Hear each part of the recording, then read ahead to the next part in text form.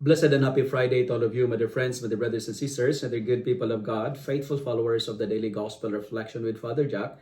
My dear kababayans, today is September 12, 2025, and today is Friday within the 23rd week in Ordinary Time, Year C.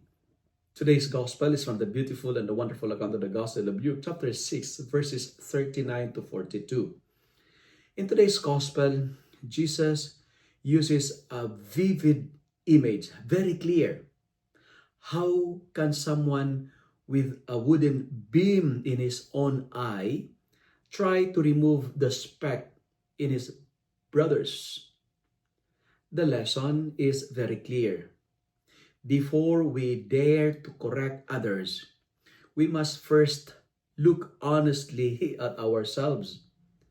This is where humility comes in. Without humility, correction becomes arrogance. But with humility, correction becomes love. On a personal level, I know how tempting it is to notice people's mistake before admitting my own limitations and mistakes. It feels easier to say what someone else should change than to confront in areas in my own heart that needs healing and renewal.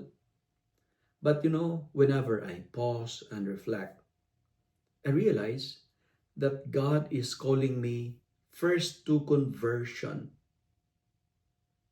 to check myself first.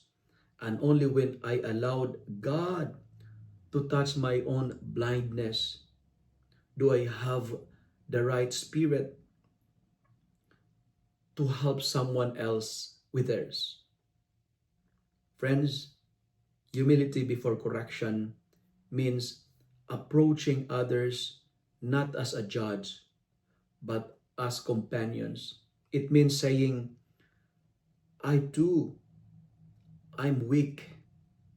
I'm too not perfect. I have limitations, but God is working in me. So let's walk this path together. True correction is not about pointing fingers. It is about lifting each other closer to Christ. And the only way our correction will bear fruit or produce fruits is it flows from humility, from gentleness and love. That's why, my dear friends, it requires humility before correcting others. Let me end my reflection with a short prayer. Lord, humble my heart before I speak.